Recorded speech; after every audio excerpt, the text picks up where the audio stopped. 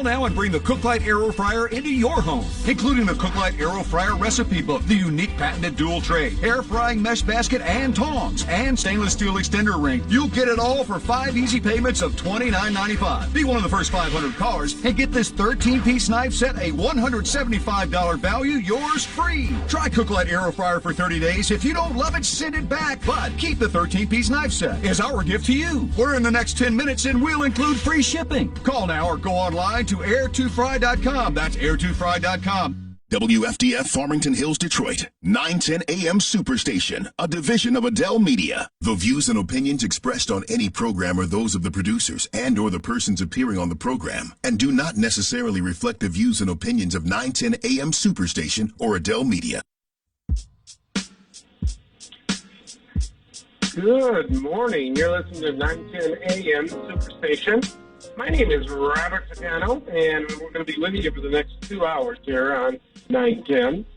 And there is definitely no shortage of topics that we can touch on, and we have a number of guests that are going to be joining us as well. First of all, I want to welcome our traditional panel of Scotty Boman as well as Tom Choske and Police Commissioner Willie Burton.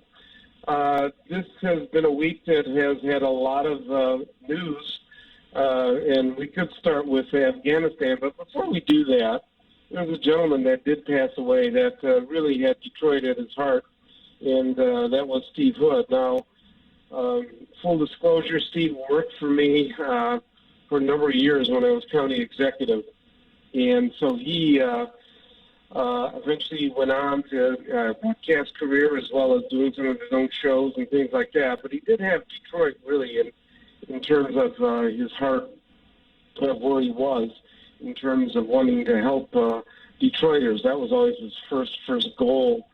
And I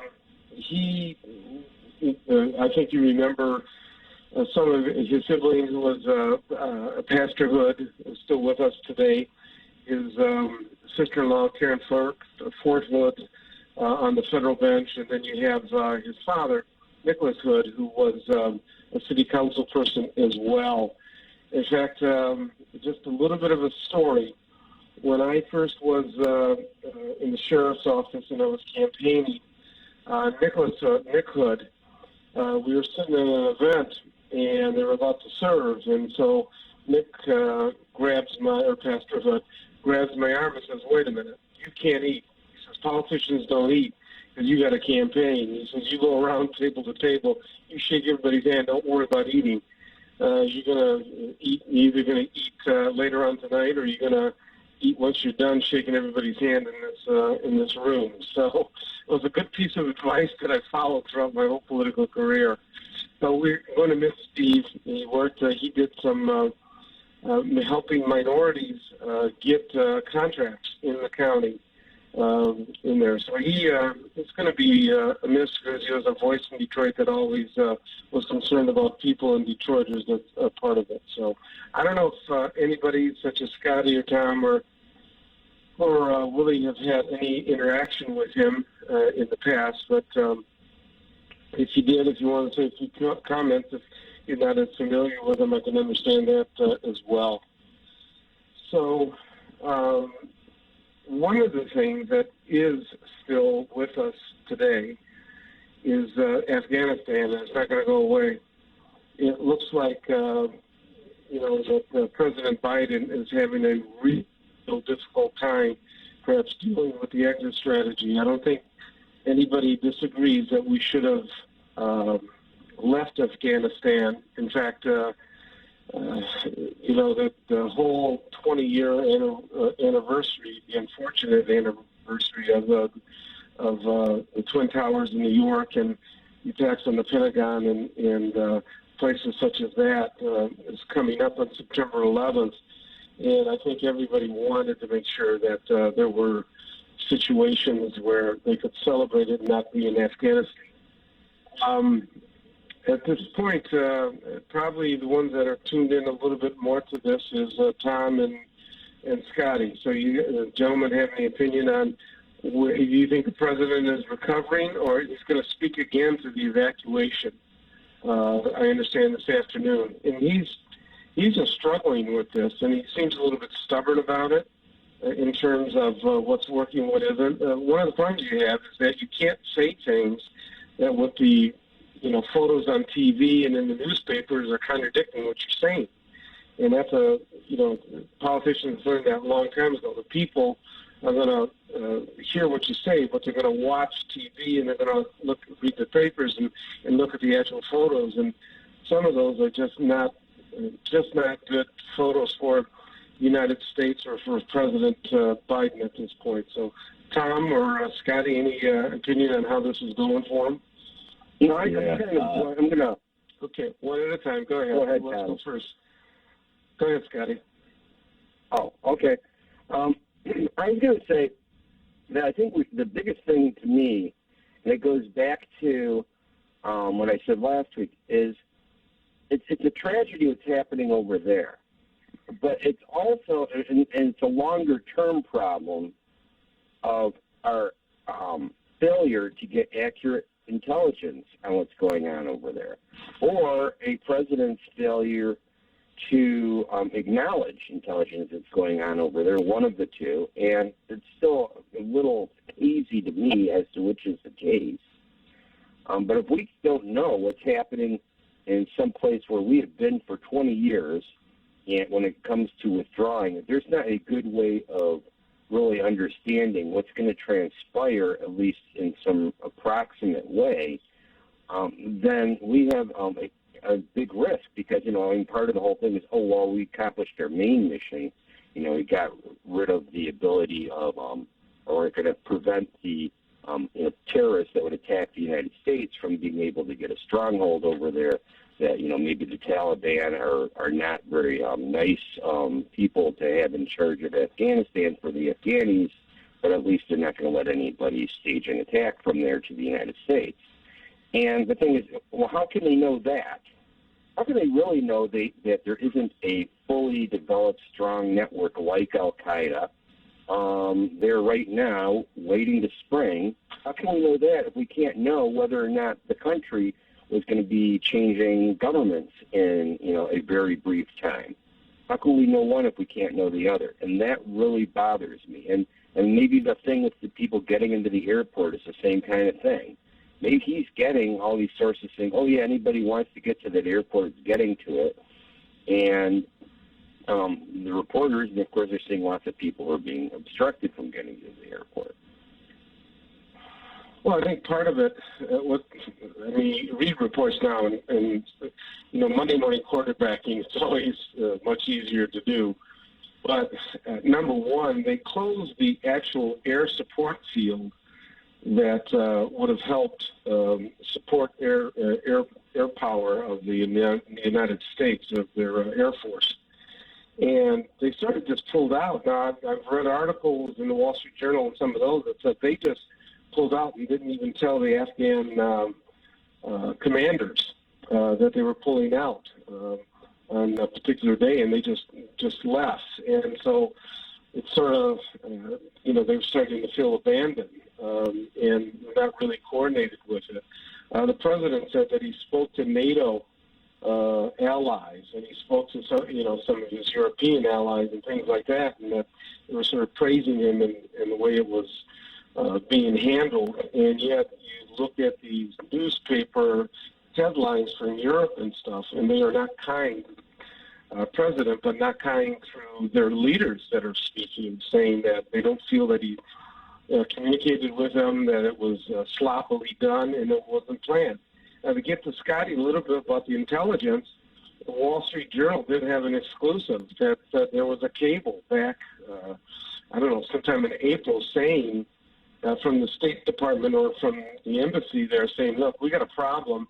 There's much more of a Taliban presence in all these cities than what you realize. And so, by this August 31st deadline, I think we're just opening up a trap here for ourselves. And they've got a hold of the cable and things like that. Now, there's always going to be those that, no matter what the president's policy is it goes back and forth. They're going to object to it. But these things come to light once, it really gets, the policy gets hammered the way it has. And the other impact, I think, you got to got to be careful about is this going to impact his domestic agenda? I mean, we haven't heard anything now about the infrastructure bills or anything. It's been constantly that in Afghanistan, they haven't been able to do anything. And I think the goodwill of the president obviously has been deteriorated at this point. And now it's to the point that President Biden has to say more than "I'm not Trump anymore." I think he's for the first 7 months he can say, "Well, Trump did this, Trump did that, I'm not Trump." Now, with Afghanistan, he owns it at this point on the exit strategy. Obviously, he's the fourth president having to deal with this issue in Afghanistan, but he owns it now. And I think, like what Tom likes to say, what you got to do is not only are all politics local, but the Democrats are going to have to show that they're going to do something for the people, especially their base that got them into office. And I think this Afghanistan withdrawal is just really drawing a lot of the attention away and a lot of the resources away where he could be focused on the domestic agenda and make things happen. Tom, what's some of your thoughts on this? Yeah, so I'll kind of start with the last part first. Where the infrastructure bill is at right now is it's in the House. And you might think that means, since it's a democratically controlled House, that everything's good. But everything is not good in the Democratic Party right now in the House. There is a massive split between moderate Democrats and the strong progressive Democrats. And the moderate Democrats say we need to do two separate things. We need to pass the infrastructure bill immediately, then talk about the budget. The progressives are saying we need to pass the infrastructure and the budget together. Now, why that is so contentious is because the Democratic budget proposal includes several $1 trillion worth of spending on domestic priorities that the Republicans are just not on board for. So these would be things like, increased assistance for child care to make child care affordable for every American, increased assistance for home care for those who need home care, things like that, the human infrastructure bill. So with all this talk about Afghanistan, and this has been a bipartisan discussion on Afghanistan, talk about bipartisan investigations of Afghanistan, it might actually open the door for Nancy Pelosi, the Speaker of the House, to do the behind-the-scenes work necessary to get the progressives and the moderates together to actually get this thing through. And you won't have to fight it out in the media. You can fight those battles behind closed doors. Yeah, I understand there's 9 Democrats in the House that have said they don't want the type of expenditures on the second portion on the human infrastructure part that is connected to the roads and bridges infrastructure, to the physical one. And they're the ones that are giving the difficulties to Nancy Pelosi to try to get this passed at this point. That's my understanding anyway. Here in America, we have to focus on poverty. We got working poverty, childhood poverty, those that are drowning in severe poverty. We also got to worry about focusing on helping our returning home citizens. We've got a lot of issues that we have to focus on right here. We got to make sure and ensure that every American family has an opportunity. Yeah, you just haven't heard much about the infrastructure bill and any of those issues, with everything Afghanistan every day, and the president is again going to address it today. So I mean, it's another day that they don't have it. But maybe Tom's right. Maybe behind the scenes, this will allow some runaway for Nancy Pelosi to try to negotiate to get everybody on board. The technical aspect of this is that the second bill needs to probably pass by reconciliation in the Senate. That means that there's a special time for some budget matters sometimes where you don't need it's not subject to the 60 senators actually having a filibuster ability here. And I think this is the last time they can do this in this fiscal year or this calendar year. I'm not sure which one it is. So at some point they have to engage that if they're going to pass the human infrastructure bill at this point. It's part of it. The Democrats put all of this money into the budget, to the actual budget of the United States. So what that means is if that doesn't pass, the government doesn't have money to continue functioning.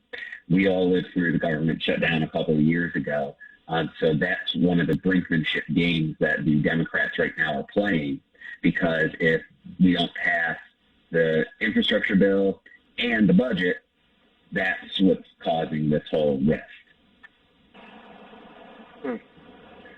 Well, yeah, and, do you think that people are going to hold this bad exodus from Afghanistan? Do you think they're going to hold that against the Democrats in 2022, as well as Biden, perhaps if he does seek re-election, or even bleed into Vice President Harris if she runs, if he doesn't run in 24?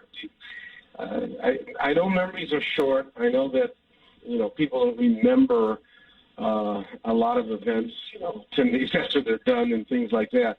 This seems to be a different situation. It seems to be a little bit like what the exit from Vietnam.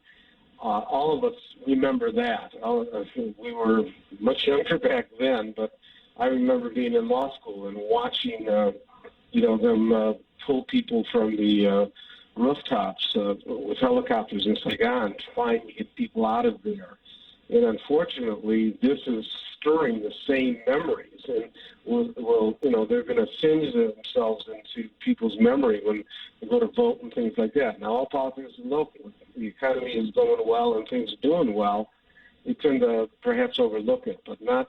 I don't know. I think this is going to be a much more lasting effect than, at least as a Democrat, than we probably realize at this point.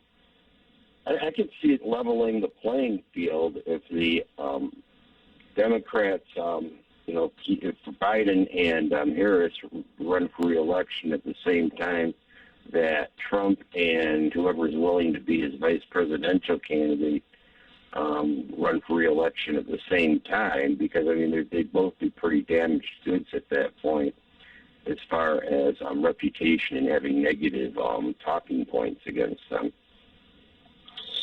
Tom, you're the most Democratic one out of everybody here. What do you think this has a lasting effect on Biden and the Democrats, not only 22 but 24?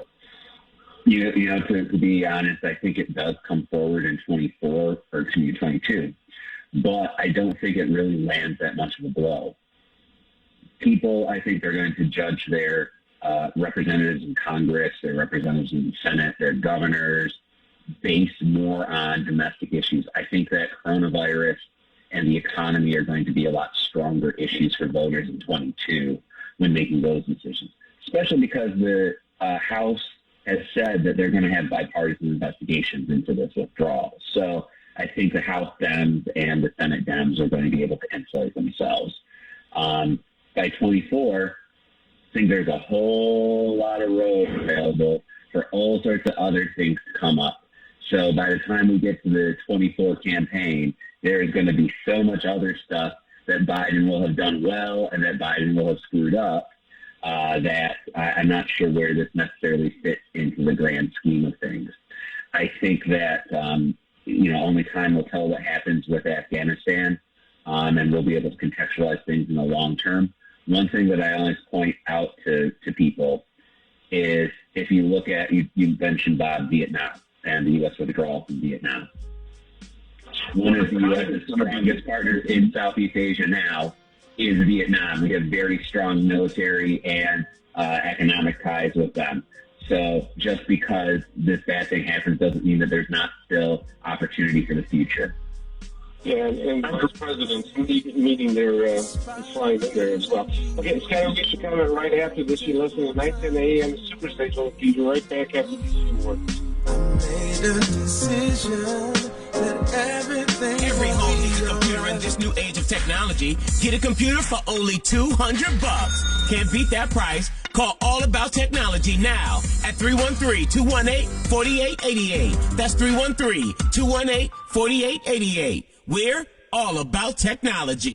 Visit Central Park Deli today and receive 10% off any purchase when ordering from our mobile app and enter promo code 910AM. Our new menu items include gluten-free wraps, spinach wraps, fried spicy buffalo cauliflower, and sweet potato maple cheesecake. Don't forget about our always delicious Seiginsburg corned beef, our fresh hand-patty charbroiled 100% premium beef burgers, and our homemade teriyaki stir fries. Central Park Deli has curbside service available and DoorDash delivery. Come visit us today.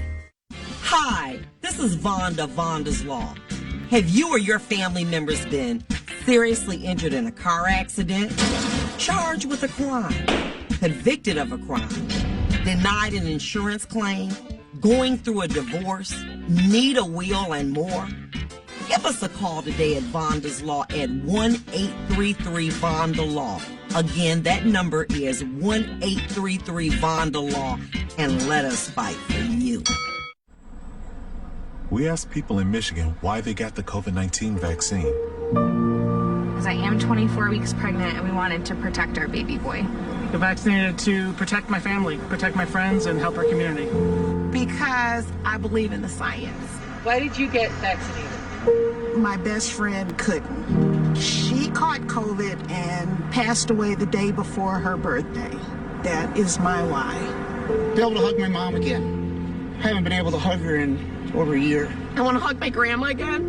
And I'm ready to get back to somewhat normal. All the vaccines have been tested for safety and are trusted by doctors. I'm vaccinated. I'm coming to give you a big hug. I love you, Mom. You've got your why. Now find a vaccine near you at michigan.gov/COVID vaccine. A message from the Michigan Department of Health and Human Services. January 14th, Microsoft will no longer provide security updates for Windows 7. Continued use will leave your PC vulnerable to security risks. Call All About Technology today at 313-218-4888. We're all about technology. We've got you covered from sun up to sundown. My name is Robert Ficano. You know, part of democracy is that you have people that are on both sides of the issue. And this show, anyway, you're going to get both sides of the issue. One of the issues is called qualified immunity for police officers, which is being debated in Congress. Police resignations or retirements are the type of occupation that's very difficult to keep people locked in. We are 910 AM Superstation. 910, the Superstation, Detroit's only African-American talk radio.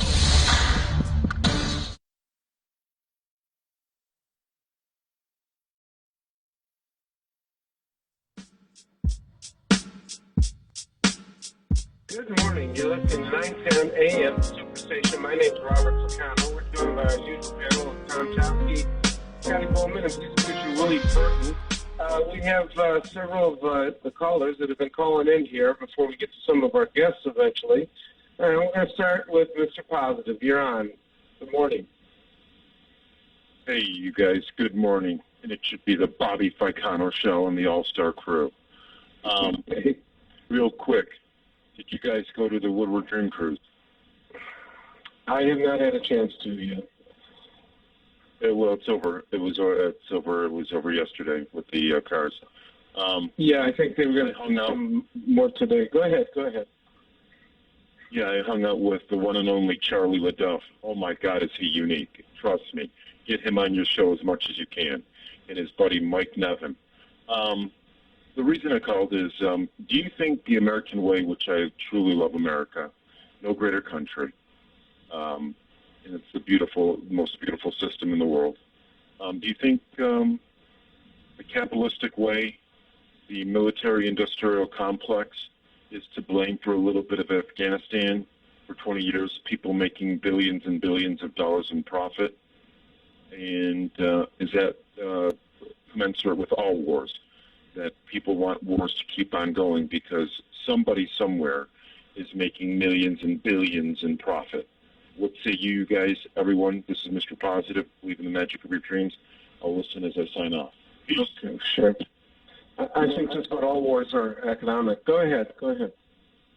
I'm sorry, I didn't want to cut in what you were saying. Go ahead, Scotty. Oh, thank you. I don't really see it as the capitalistic way so much as the crapitalistic way, and what I mean by that is crony capitalist as opposed to just free market. It's not a free market when the American people are taxed, and then the majority of their taxes, or maybe not a majority, but a large chunk of their taxes have been used for some of these very costly military adventures. And so, but I do see that as one of the driving forces toward wars. There are people that make money off it, and that's okay for people to make money if somebody's paying them for a service, but they're driving policy at the same time, and they get these contracts that are cost plus rather than competitive bidding at a fixed rate type contracts, and as a result, you get people who just indefinitely just rake in the money and overcharge for supplies and services and drag on any development of new weaponry.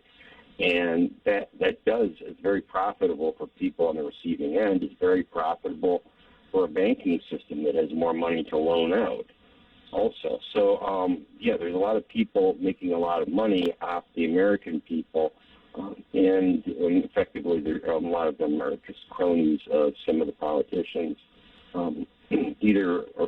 usually by monetary support also.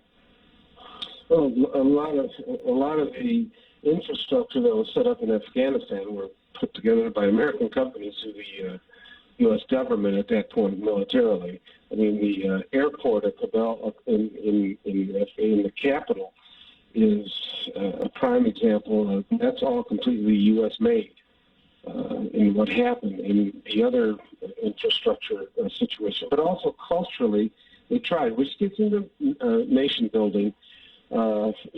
Women in that country had a whole different type of opportunity than they'll probably have now, because the United States has imprinted some of its values there that women should be treated with much more respect than what the Taliban appear to treat them, and a lot of that now is going to probably go backwards, and not necessarily that that's something we can reverse, but I think that they give a lot of optimism to women, and that's what carries on why people think positive things of the United States and things like that. They see the opportunities that our system opens up to them, and now they'll see that those opportunities will be closed down. And obviously, we're in a struggle with China and with Russia. They believe that authoritarian type of rule is much more efficient and not as sloppy as democratic rule. So, but capitalism, China has it. China believes big time in capitalism with their markets and things such as that. So it can impact, but still, we've created a bigger middle class than any other time in the history of the world. So there's something to be said for that and what we've been able to do. Next up, we have, we have Jerry. Jerry, you're on. Good morning, Mr. Robert Ficano. Thank you for taking my call, and good morning to your distinguished guests, Mr. Scotty and Johnny, and I don't know who's else. Mr. Robert Ficano, I tried to see there was two pictures. You remember January 6th when a bunch of outlaw extremists attacked our nation capital, the Congress, and they were able to reach to the office of our Speaker of the House. I see the same picture repeat in Kabul, in the presidential palace, when the Afghani president flee the country with his family with I don't know how much, $165 million in his chopper. So really, the history repeats itself, but in a different place and in a different time. Mr. Robert Ficano, I do agree with the gentleman earlier about some people who they are profiting from the war. A lot of them, they did not become only a millionaire, but billionaires. Remember the former Vice President Dick Cheney under George W. Bush president, when he was one of the members in charge of a company, I don't know what they call it, Hamron or something, in Iraq to rebuild Iraq construction. And when I heard on the report that screwdriver was costing $65 for the American taxpayer, a box of nail cost $2. We used to pay $18.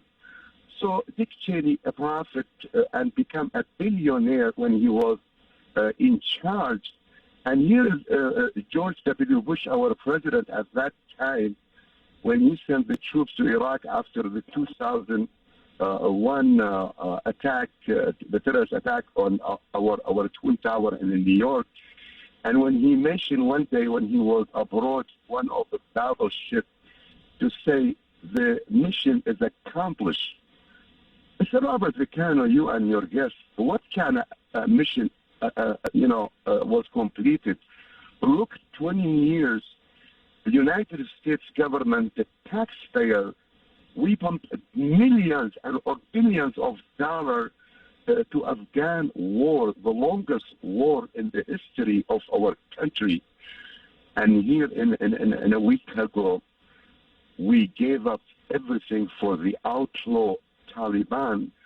And the way I see them control the presidential palace, no different than what happened to us in January the 6th. But what I try to say here, Mr. Robert Ficano, I cannot blame our current President Joseph Biden when he said, reporter, they asked him a question about before Taliban took over, do you think, Mr. President, the Taliban will take over and will be a chaos? He say no. There are the 300,000 Afghani soldiers. They've been trained very good. There is no way 75,000 snipers from Taliban could control the capital. And we saw the result, Mr. Robert Ficano. The Afghanistan was a very easy fail in hand of Taliban. And who knows what's going to happen next, especially when Taliban try to declare Afghan Emirates under the Sharia law. With my respect to the Muslim people, but Sharia law is 2,000 years ago. So we do not want anybody to exercise Sharia law in the 21st century. Mr. Robert Ficano, thank you, and I would love to hear some answer from your guests. And God bless you, and thank you for taking my call. Okay, thank you. Any reaction to this from anybody? Go ahead. Tom or Scotty? I mean, go ahead.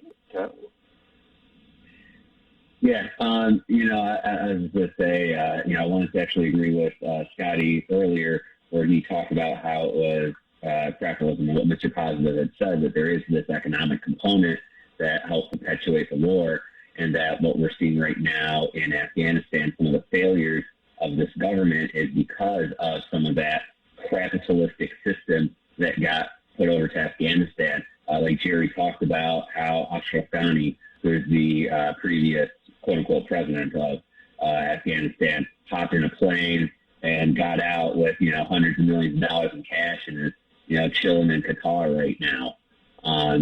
He was not someone who was very above board. His entire government was corrupt, left, right, and center. Very similar to the situations in South Vietnam back in the 60s and 70s. So, it's just kind of like history does repeat itself. And while the Taliban talks about Sharia law, in reality, their law has absolutely nothing to do with any form of religion, and it's just purely, just sadistic.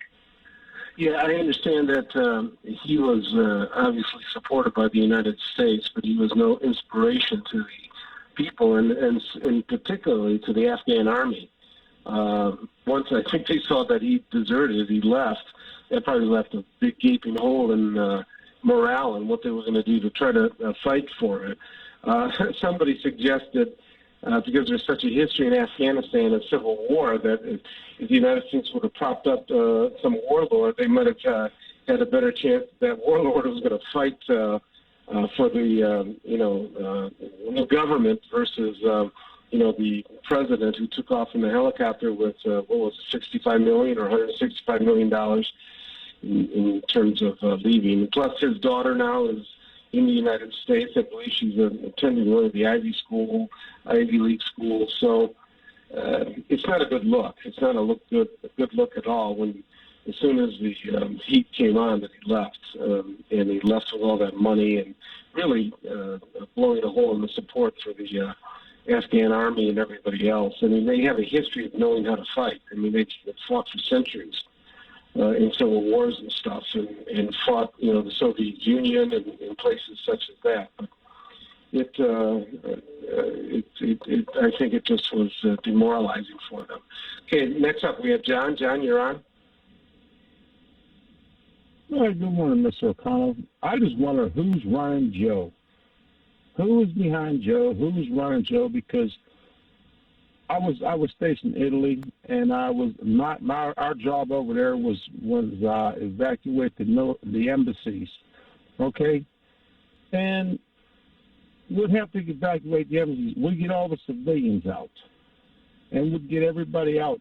And the last thing we would do, we would turn around and make sure that none of our equipment landed in their hands. And now all these M16s, 9mm, and night vision goggles and helicopters and airplanes wound up in their hands. They're going to be used against us. And China and Russia are loving it.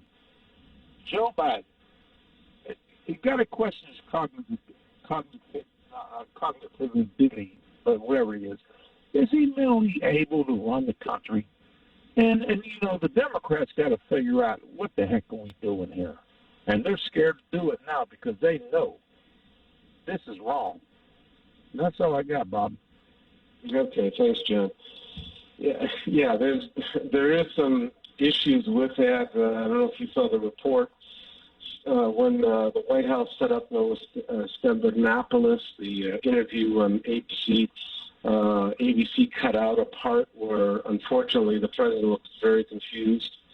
He confused his son, where he served, what service, what branch of the service he was in, and was trying to relate it to what was going on in Afghanistan. And ABC cut it out. They released a transcript of the interview, but they didn't include the clip at the end where he was apparently mixing up some of those facts in it. And so it just, gives fodder to those that say what's going on and why is this happening with it. But, there's time. I mean, he's been through the interviews and everything else. He looks pretty steady. I mean, he seems pretty determined that this was his exit plan and he was going to do it and it was going to be chaotic and it was going to be messy. So, he hasn't done anything real wild that makes you think that he doesn't have all his faculties about him. And plus, presidents, they have to depend on advisors telling them what they believe is good advice and intelligence and things like that. So it's not just one person sitting in the Oval Office thinking about everything. It's a whole array of people that feed information. It's a matter of getting the right information and getting the right people around you to make it happen. His chief of staff, Klein, I believe it is a very competent person. He's been around for a long time. He should be a great gatekeeper in terms of the president. So we'll see. We'll see how eventually that starts to work out and what happens with it.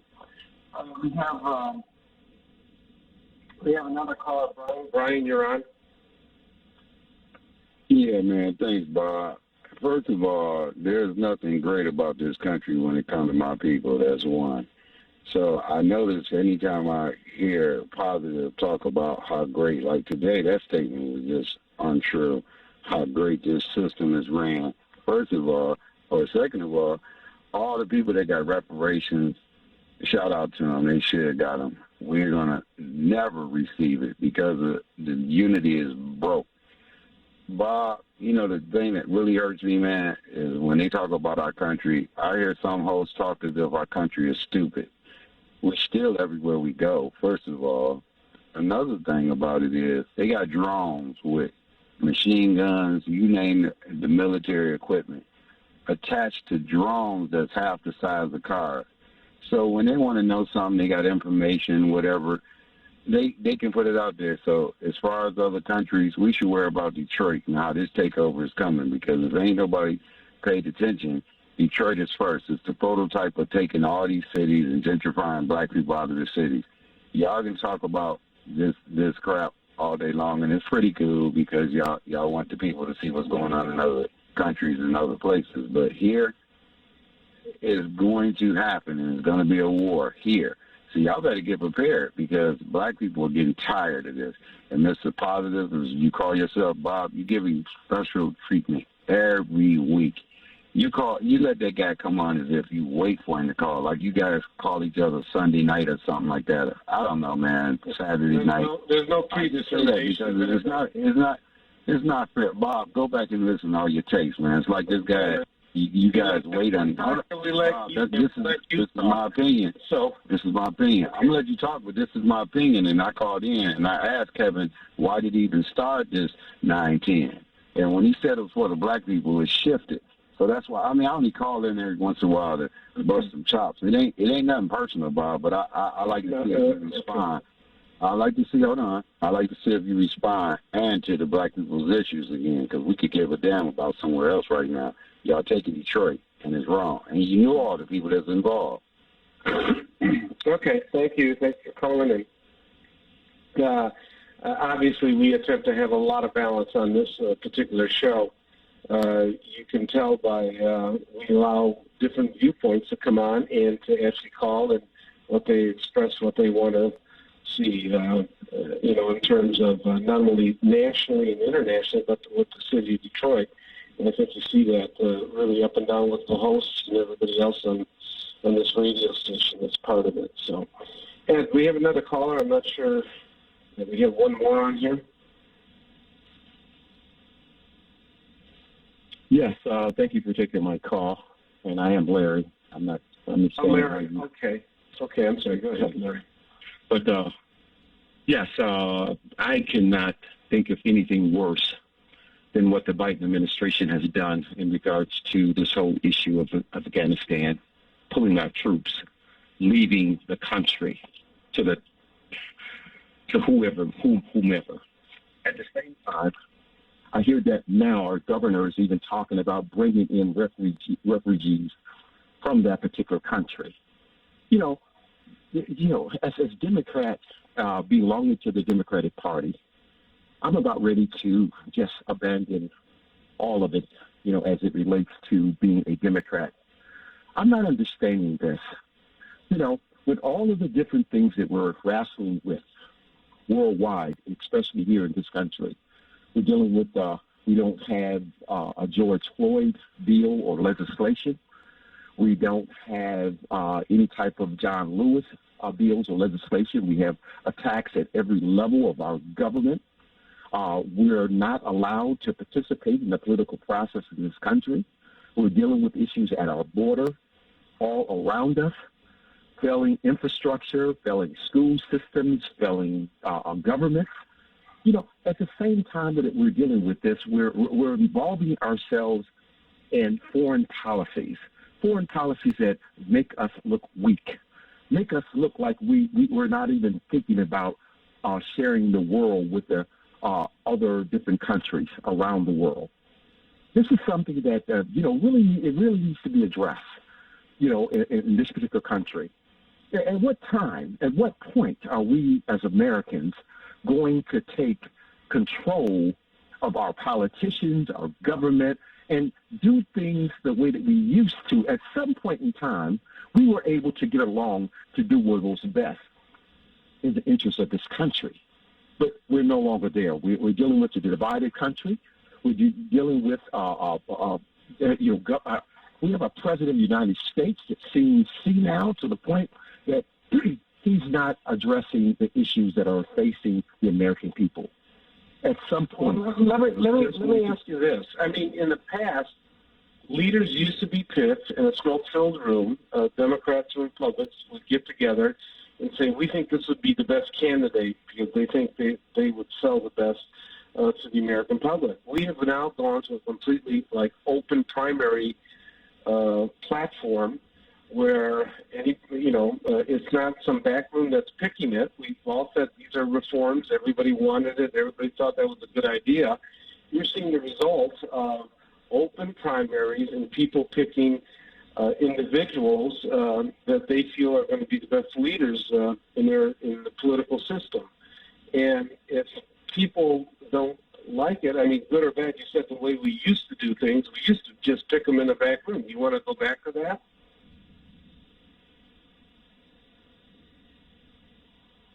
Hello? Okay, I think we lost him. Next up we have Fidel. Fidel?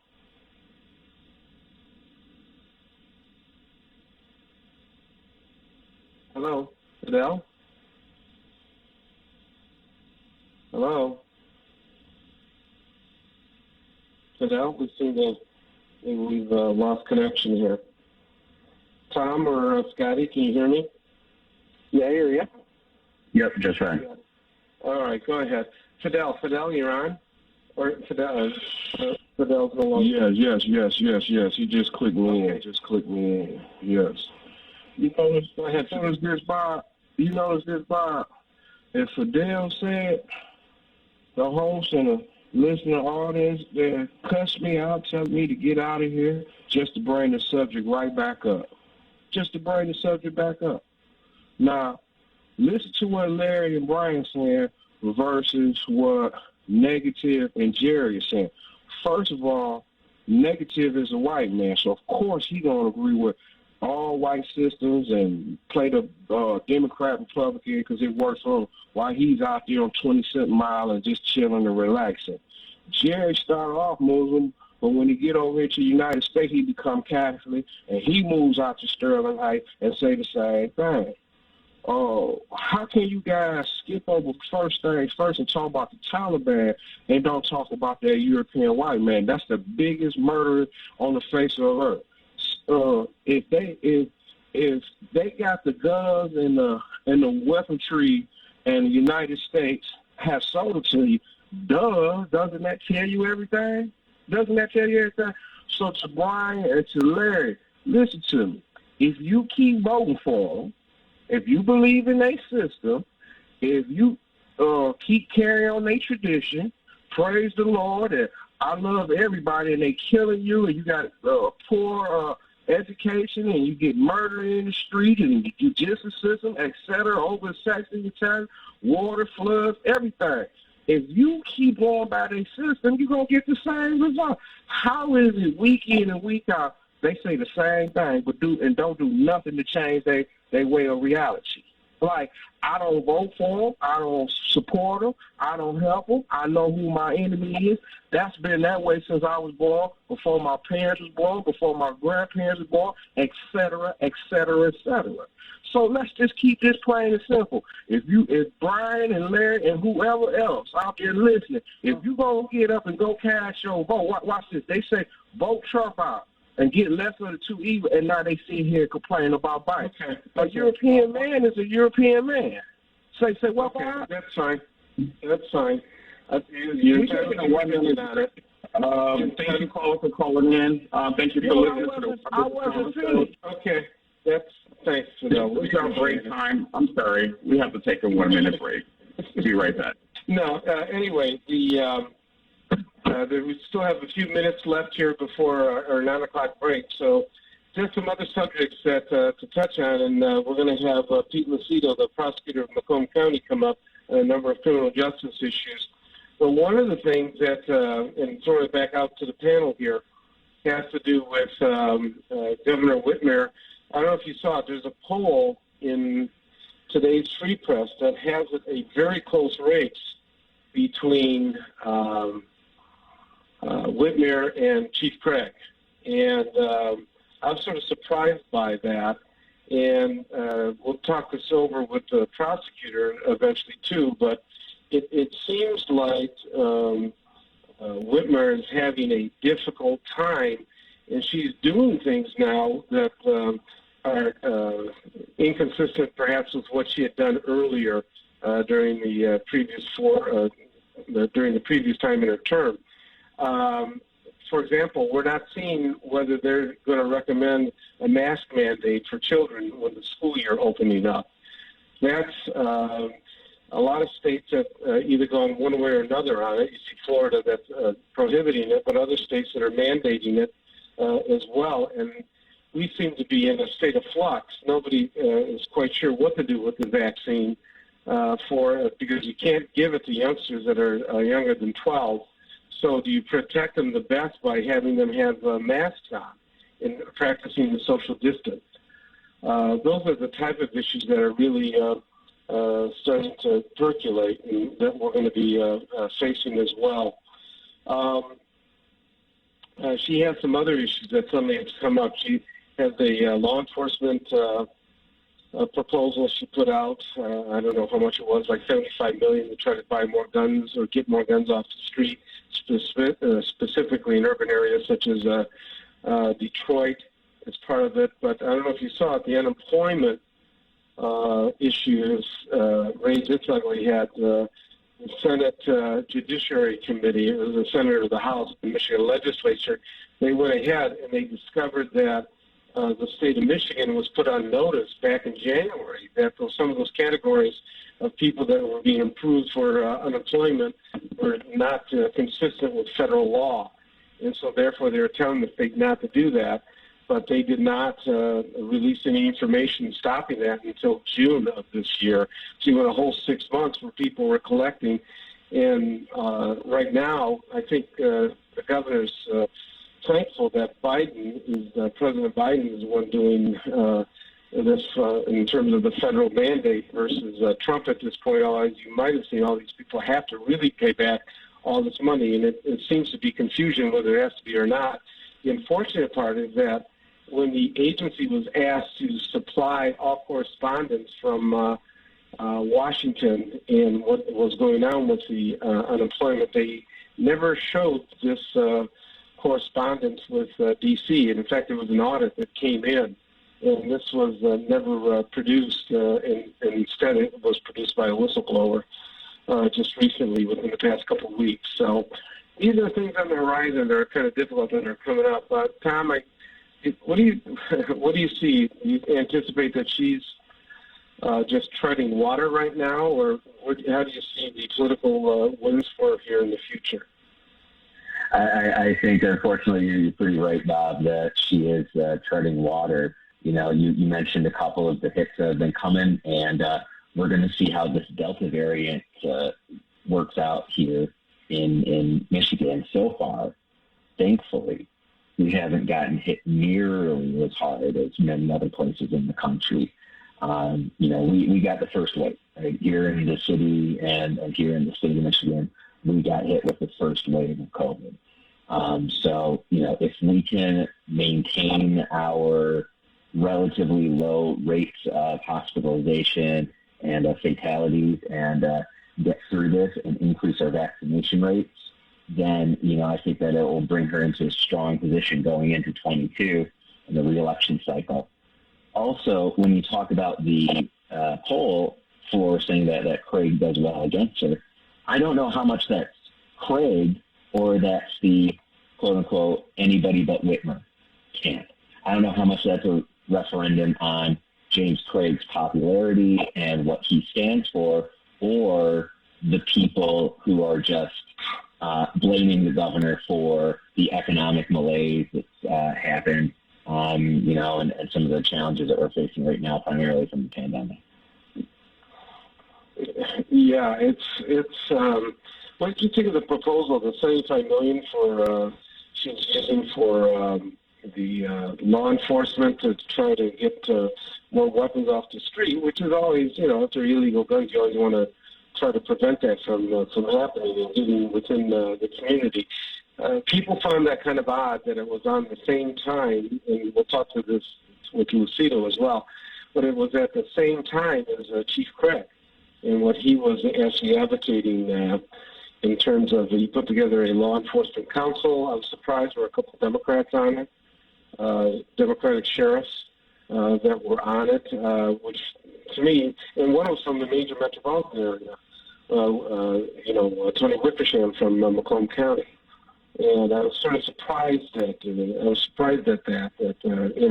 ranks just didn't hold, and what's going on in terms of some of that being crafted. And a lot of people feel that she hasn't been supported. There's a letter to the Detroit News today, or an article of some of the state reps that support law enforcement, saying that she is sort of tilted with the wind on some of this, and has not been as strong an advocate as a lot of people felt she should have been with it. And at the same time, with everything that's going on in terms of awareness and what racial where racial issues have raised themselves in terms of law enforcement, she's been an advocate to make sure there is a sensitivity to it. That's part of that. So this is not easy for her, but at the same time, there's a lot of dark clouds on the horizon that whether this is going to be, what kind of election it's going to be for the governor. Scotty, any words on this? The polling results saying that the two major party candidates are very close makes things interesting for libertarians, because then they need to capture some libertarian votes if they're going to be able to get a majority. Otherwise, they're up against them having the third-party candidate, us, get a chunk of that vote and have a different outcome. Okay. Well, we'll be right back after these few words to listen to Robert Ficano show here on 910, and with a panel of Choske, Scotty Boman, and Police Commissioner Willie Burton. We'll be right back. Yes, let me talk to you. We asked people in Michigan why they got the COVID-19 vaccine. Because I am 24 weeks pregnant and we wanted to protect our baby boy. Get vaccinated to protect my family, protect my friends, and help our community. Because I believe in the science. Why did you get vaccinated? My best friend couldn't. She caught COVID and passed away the day before her birthday. That is my why. Be able to hug my mom again. I haven't been able to hug her in over a year. I want to hug my grandma again. I'm ready to get back to somewhat normal. All the vaccines have been tested for safety and are trusted by doctors. I'm vaccinated. I'm coming to give you a big hug. I love you, Mom. You've got your why. Now find a vaccine near you at michigan.gov/COVID vaccine. A message from the Michigan Department of Health and Human Services.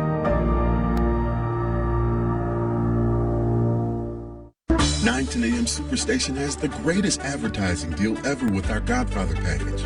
200 spots for $500 with a must-air within 30-day policy. That is only $2.50 per spot, and we will even produce the spots free. That's right, free.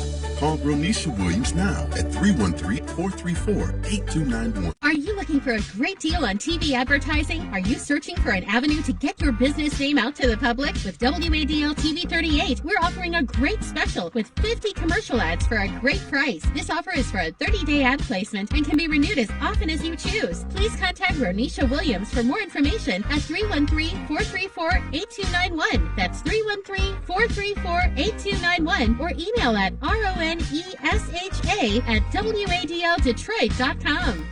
I knew I could get myself out of this. I just needed some hope and some help. I took the first step to recovery when I made the call. Since 2014, Addiction Hope and Helpline has answered calls for recovery and treatment 24/7, 365 days a year. If you're depressed, drinking, using drugs, or taking pills, call now and talk to someone who cares. I had problems just getting to sleep, drinking and using pills every night. I feel like I'm losing control. I'm afraid I'll lose my job or even my family. Most insurance covers substance abuse. You can get back on track. Call now for hope and help with proven gentle recovery programs. I never thought that I could be somebody who didn't drink and use drugs. I have something to hold on to for strength. I'm in recovery, getting the help I need. Call 800-379-4799, 800-379-4799. WFDF Farmington Hills, Detroit, 910 AM Superstation, a division of Adele Media. The views and opinions expressed on any program are those of the producers and or the persons appearing on the program and do not necessarily reflect the views and opinions of 910 AM Superstation or Adele Media. 910 AM Superstation has the greatest advertising deal ever with our Godfather package. 200 spots for $500 with a must-air within 30-day policy. That's only $2.50 per spot, and we'll even produce your spots for free. That's right, for free. For more information, call Renisha Williams now at 313-434-8291. Again, that's 313-434-8291. Now, let's return to the Robert Ficano Show.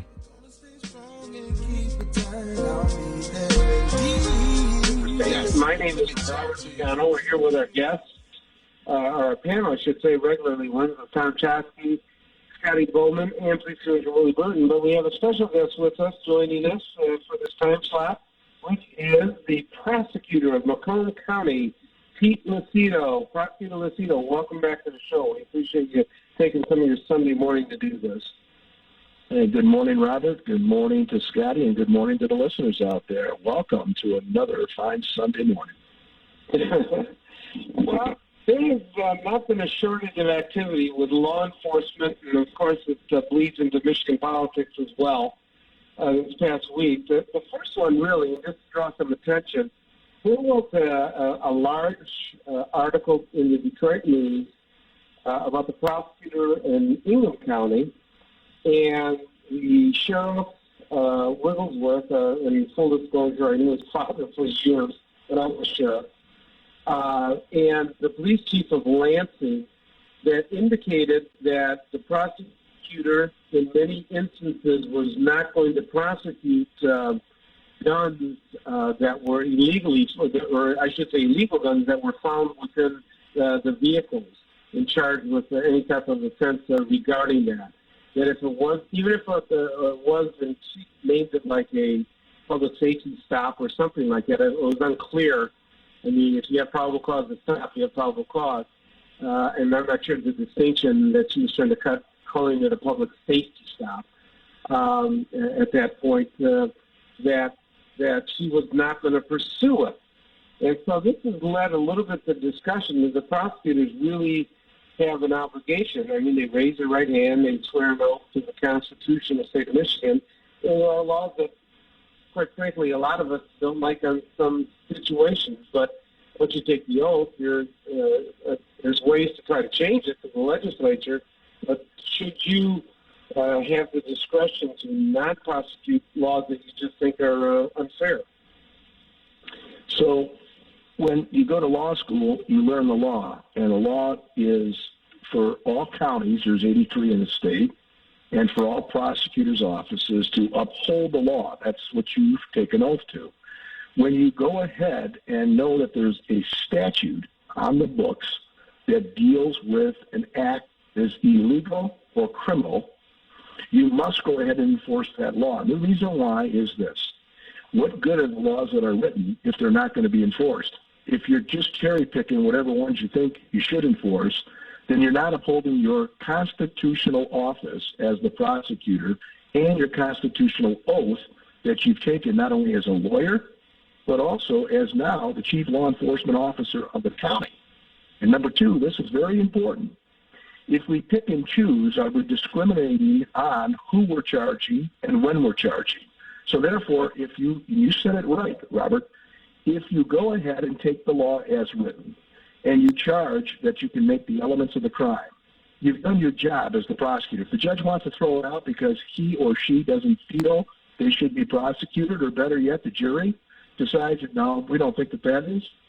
But you have to enforce the law equally and fairly without any discriminatory practices. And if you don't like the law, everybody, then urge your legislator to change the law so that you feel that you're not going to be prosecuted for something that you feel you shouldn't be prosecuted for. It's that simple.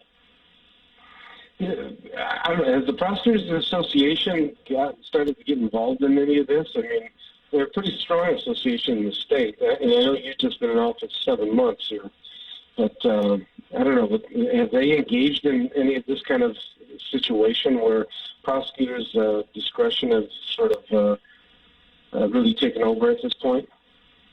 Now, you see, everybody has to realize I may have been in the office for 7 months, but practicing down at Wayne County, or Recorder's Court, as I finally call it, you learn an awful lot. And you know, you did public defense down there for the indigent, 30 years of private practice, and was a probation officer out in Oakland County, intimately involved with the criminal justice system in the legislature, changing the laws that I saw were necessary to effectuate a change in the high cost of what's called public safety, or better yet, we have second largest budget item, which is our criminal justice system. When we're spending $2 billion a year, you have an obligation to make sure that you're doing it smartly and you're doing it effectively. And the changes that I made were because it wasn't working for the last 30 years when I've been in it. So here's what I find. The Prosecutors Association of Michigan carries a big stick up there in Lansing. The Prosecutors Association of Michigan also has to follow the rules, because what good are the rules if no one follows them? Don't even have rules then. So they make it very clear, it's your constitutional office, you have an obligation to run it the way you see fit, but you don't have a right to go ahead and not enforce laws because you gave an oath that you will uphold the laws of the state of Michigan. So I think if you're going to be an association and you're going to go ahead and articulate and allocute on behalf of the association, you must first and foremost follow the rules. And if you don't deserve the office of the prosecutor. I presume in Macomb County things are pretty consistent with how the laws are enforced under your administration. I think that people have to realize when you take over a fractured office, and we all know what we're talking about, when we have crimes being committed within the highest office of trust, the prosecutor's office, you have to take a clean sweep, get the dirt out of there, and more importantly, build a stronger trust with those constituents that are serving in Macomb County. We almost have 1 million people, and I know that Tim Worthy out of Wayne County and Prosecutor McDonald out of Oakland, we all feel kind of the same. It's this: we take a concerted effort. We're the 3 largest counties in the state, and if we don't have our act together, if we don't have a consistency and uniform way of producing a public trust, it erodes the very essence of what we're trying to do. And if I can't give the public that trust, I can't give the victims their day in court, and I can't give them some closure and some healing, I don't belong in that office, Robert. And nobody should, for that matter, if they don't do things fairly and equally under the justice system. Well, I know you've been in office for a number of years from the legislative standpoint. As you said, you practiced a lot in the criminal justice system. And I know there's no shortage of opinion that you have on the Michigan politics that are going to be influenced by what's going to happen over the next couple of years. So taking a look at, and I know you were a big advocate for looking at the nursing homes and what it actually meant. I guess there is going to be an audit. The federal government at some point just said that they weren't going to audit anymore, or they weren't going to look into the issue anymore of nursing homes and why individuals during the COVID crisis were actually transferred in there. That probably accelerated the others touching it in the nursing homes. And so are you optimistic that the Michigan audit's going to show perhaps some practices that are going to be revealing, because it's not necessarily to be a gotcha situation. It's, if we face this again, what are the procedures we know we should follow or shouldn't follow in the future? Good point. And to that statement, it goes like this. We have an Auditor General. Auditor General. What is the Office of Auditor General? It is a tool that the legislature calls upon to do what it is that every single citizen of this state wants information, wants to know statistics, wants to know the truth. They are an independent, nonpartisan group of individuals that will go through, fact find, and find the information so that they can bring it back to the public and says, based on this data that we researched and reviewed, and that should be coming out in September, October. This is at the very latest. We have X amount of deaths, and they came from nursing homes. The question I asked back then as a senator was whether or not people that got sick in a nursing home and then were brought to the hospital, was their address the hospital or the nursing home? And this is very critical, because everybody ended up in the hospital if they took ill to a point where they couldn't take care of themselves and a third party couldn't take care of them in a nursing home. So if we've got the illness in the nursing home, how did it get there if no one was allowed to go in? And the only one that was allowed to go in were the people that were preparing food and serving and taking care of the elderly. And they were getting checked regularly. And you know what? Everybody shouldn't be pointing fingers. They should actually learn from what had happened. But I wanted to stop the nonsense about putting sick patients that come back out of the hospital that have COVID back in a nursing home in the most vulnerable situation. It's kind of like bringing guppies to a shark tank. It's not going to work. It's going to fail. And as a result, I would rather say, let's bring them to the hub that was created. Let's take care of them there. Let's get them nursed back to health, and then they can rejoin their group in the nursing facility. But that's not what happened. These nursing homes were bringing back in sick patients.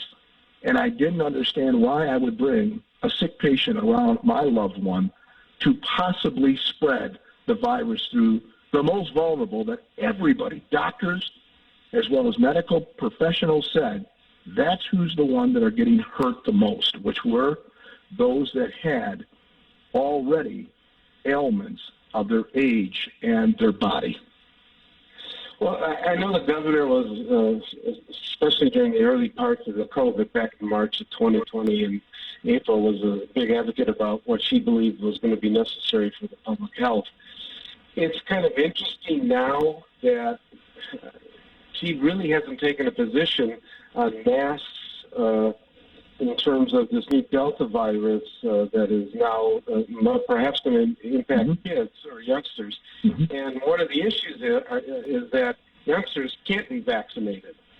So what are the precautions you take to them coming back, in a face-to-face situation with, other students as well as the teachers at this point? I haven't seen any guidance from Lansing, per se, or health department saying, here's what we feel you should do. Although I think the health director did say her recommendation was kids should be masked up. So how do you see it? There is a debate. There's an issue out there. Parents feel differently, and that's why the legislature left it to the school districts. And I think that that's important. That's called local control. That's what everybody wants. They don't want Lansing to impose a universal standard throughout the state. So they left it to local control for each school district, and that should leave to your school board, that are your elected officials, and the population of people that have or children inside the school.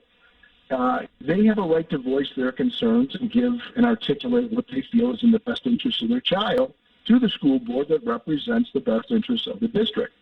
So when you had families like they did in Grosse Pointe recently, that debate went, half of them wanted masks, half of them didn't. Half of them said, here's the story, if my child is at risk coming to school, in a sense, then maybe we shouldn't bring them in. But then there's people that said, look, enough's enough. I mean, my child's not learning the same way they would. And it's true. That's what's called structured classroom settings bring about a better result than a child sitting in front of a computer and trying to learn and they're isolated from their class because we learn from our peers and what discussionary topics that are had in a classroom. And it's very difficult when you're in a Zoom class to have that eye-to-eye discussion that brings about, this array of inspiration for a child to use their imagination and find out. But let's go back to the science and data and everything. Why isn't the governor not taking a position at this time but did previously? And if this variant is so strong and so health impacting, why wouldn't we hear from Dr. Caldoun, as to this is what must happen? And why can't we hear from the health director, the DHHS health director, and ask that question, what is it in the science and data that you find now that we would need to have either a mandate for masks or not? And it's interesting why it's silent at this point, why the governor hasn't taken a position. And I'm an advocate to say we should be doing the best we can for the state, every angle, every time, every ounce of energy that we have. So, yes, I'd like to know that. The debate should be had and say, if you don't want to mask your child, do you still feel that your child may risk spreading something going back in the classroom? I don't hear it, but they left it to each school district.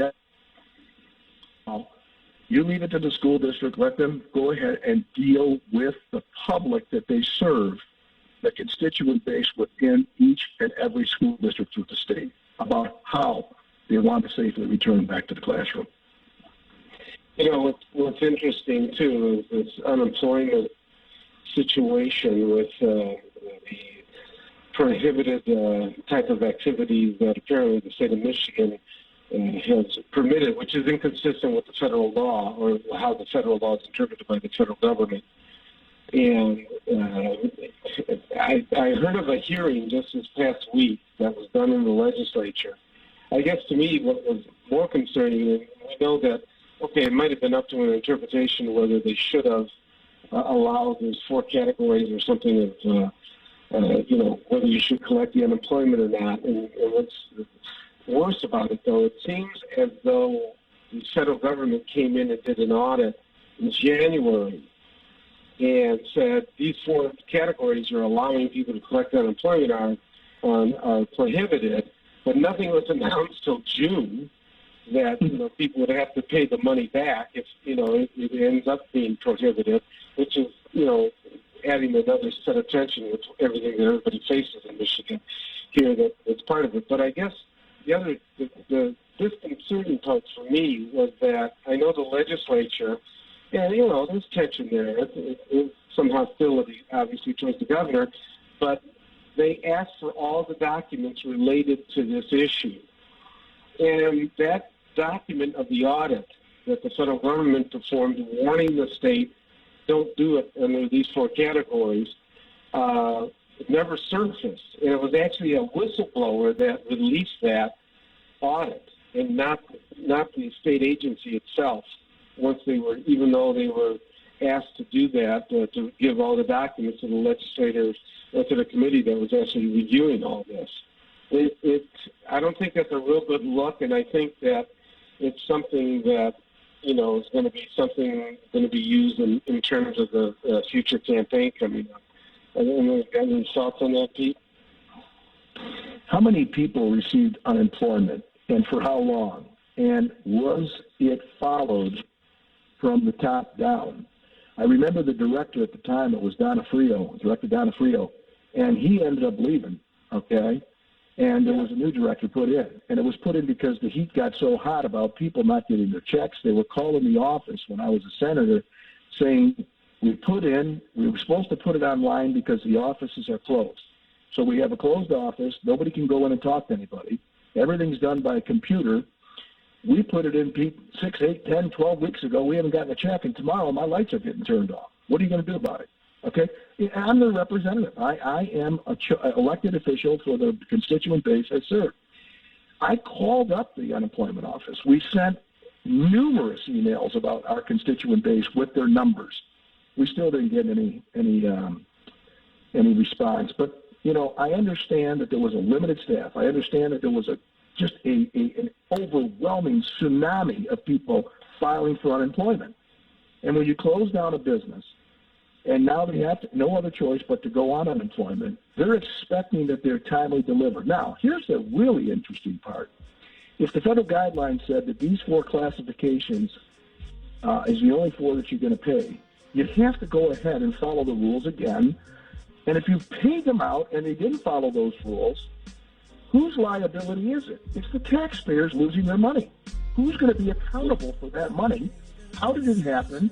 And how do you expect to get it back? All of it. Okay. We'll cover that in a minute. You can hold on a couple more minutes. We got a break coming. Pete Lacido, Prosecutor of Macomb County. We'll be right back. You're listening to 910 AM Superstation. Everything's gonna be alright. We're gonna stay strong and keep it tight. I'll be there. Visit Central Park Deli today and receive 10% off any purchase when ordering from our mobile app and enter promo code 910AM. Our new menu items include gluten-free wraps, spinach wraps, fried spicy buffalo cauliflower, and sweet potato maple cheesecake. Don't forget about our always delicious Seiginsburg corned beef, our fresh hand-patty charbroiled 100% premium beef burgers, and our homemade teriyaki stir-fries. Central Park Deli has curbside service available and DoorDash delivery. Come visit us today. Hi, this is Vonda, Vonda's Law.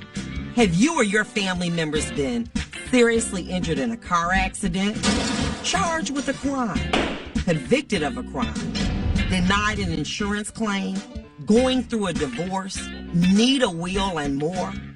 Give us a call today at Vonda's Law at 1-833-VONDA-LAW. Again, that number is 1-833-VONDA-LAW, and let us fight for you.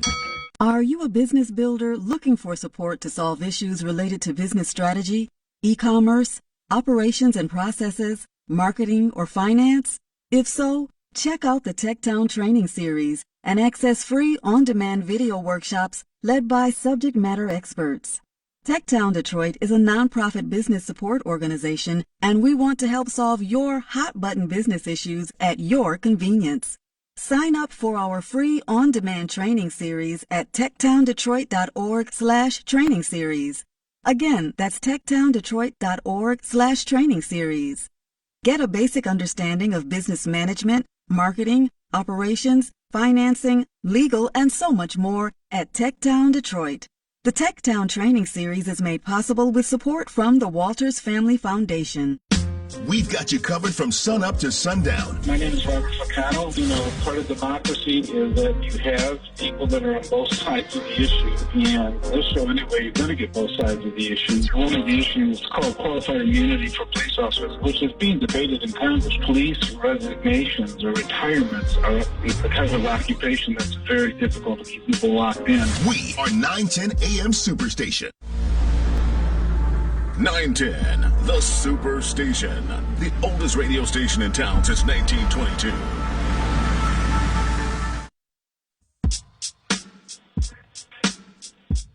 Good morning. You're listening to the 910 AM Superstation. My name is Robert Ficano. We also have our panel of Scotty Boman, Tom Choske, and Police Commissioner Willie Burton. But let's have some special guests. Pete Lucido, the prosecutor, former state senator, but prosecutor of Macomb County. And Prosecutor Lacido, one of the issues that I think is going to come up in 2022, both on the national level and in the state level, is going to be crime. And what appears to be this spike in crime, you center that with the calls which seem to say defund the police in certain locations and things like that. And it was interesting, this past week, the governor released a proposal, I believe it was $75 million, to help with some of the enforcement activity now, primarily in urban areas, I believe, like Detroit, and a lot of emphasis on eliminating guns, illegal guns within the community and things like that. Although it's my understanding there's been a tremendous push to be continuing to do that anyway. I understand Detroit was arresting hundreds of guns every week, or arresting people for illegal guns, hundreds at a time. But do you anticipate that with the election coming up, both on the national level and on the state level, that crime's going to be a big issue? Like it hasn't risen, it's rising its head as compared to what other election cycles when people talk about crime, but it doesn't have the passion of people. I think this time it seems to be catching on as people are getting very concerned about it. I think what the governor's done is a step in the right direction. You don't defund police and or law enforcement. You actually fund them because there's a trickle-down effect. Everybody that owns a home out there, everybody that has a family out there, everybody that owns a business that comes into these communities, the first and foremost is public safety, number one. Why? When you have a crime element within a community and it's on the rise, you lose the tax base and the value of your home. Therefore, your community can't grow. It becomes stagnant. You don't have businesses coming into your community if they know the crime rate's high. And the last thing is, why would I want to live there with my children and my family if I'm at risk? So I think that in and of itself, you have to show strength by way of making sure that we have a strong force. Now, here's the other part of it, to balance it. They have to be trusted police officers, and they have to be given, kudos when they do the right thing, but those that are doing the wrong thing need to be weeded out as quickly as possible because they took an oath too.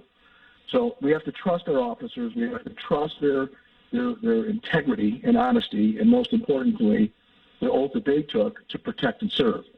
However, $25 million is a droplet of water compared to what really is needed for law enforcement. And I submit the following. Our property values have increased here in Macomb County, and they've increased significantly, which brings in more tax dollars to the general fund. In addition, if you look at how much the population has grown in Macomb County, and I might as well speak for Oakland, not so much Wayne right now, because the census numbers, the preliminary ones that we received, we went up by 44,000 people. You know that every person is counted for when it goes to law enforcement because there's some federal guidelines that says for every 1,000 people, there should be one police officer in that community. Is that enough? I highly doubt it when the rise of crime is going up. And if you don't have an effective law enforcement group, you're paying taxes for something that you're not getting a value or benefit or derivative of what it's supposed to do. So do I think crime is 100%? How do we know this? We've had more homicides here in Macomb County. We've had more fatals that are dealing with alcohol and drugs, people dying. We've had more domestic violence through the roof over this COVID because people have been sheltered in place. Let's face it, there's been more divorce rate. There's been more child violence growing. And these numbers are exponential. This is not anything to shake a stick at. When you go ahead and have families that are waiting for justice system to open its doors, that's justice denied because we don't get the courtroom. Now, it was no fault of anyone's, no finger pointing. With a pandemic, you can't get your juries in there because no one wants to come to court and catch COVID. And then as a result of all of this, it's backlogged the court systems, and it's taking police officers off the street where they belong day in and day out and putting them in the courtroom, which is time-consuming but streamlined process. And that discussion needs to be had now because if crime is actually on the uprise, what is the generic reason? Every county's got it, and it's we got to address it. Because is it because of the pandemic? Is it because of guns that are illegal on the street? What is it, the root of it, and pull it out and settle it once and for all? And there is a tracking program that the Detroit Police Department has been using for years to show where the crime is increased on the concentrated level, where the hot spots are. Where those hot spots are, you can see that, we need more enforcement there. We need more resources there because we want to stop the hemorrhaging of crime in that area. Okay, so you're saying, I didn't realize, the national standard is one police officer for every 1,000 people. Yep, that was a national study that was done with law enforcement years ago, and I remember that because if you look at your communities, Like I live out here in Shelby Township. We have a population of right around 83,000. So we should have around 80 officers because you got, got a couple shifts, 3 shifts a day. You want to make sure that you have, fresh officers going out to do what they do best, and that's protect and take care of the community. The reality is, if you don't have funding because the crime rate is up so bad and people aren't willing to move in, you erode the tax base, everybody, where then you cannot afford these police officers. The bigger challenge, as you see in the Wayne County Jail, is to get police. The reason is because no one wants to do this job anymore because it's become so combative with society when they see things that just irritate them to a point of every cop is bad. So therefore, I don't even want to go into the profession. And the second thing is to recruitment. Once they go ahead through Detroit and they go through the academy and the city spends, $9,000 through the training and plus the salary of $30-something thousand, plus the incidentals, they got $50,000 into a police officer coming out after 6 months. The reality is they leave their job and go to another community where they pay more. And Detroit just picked up the stiff for a cop to get trained where they go to a suburb. That's not going to help Detroit.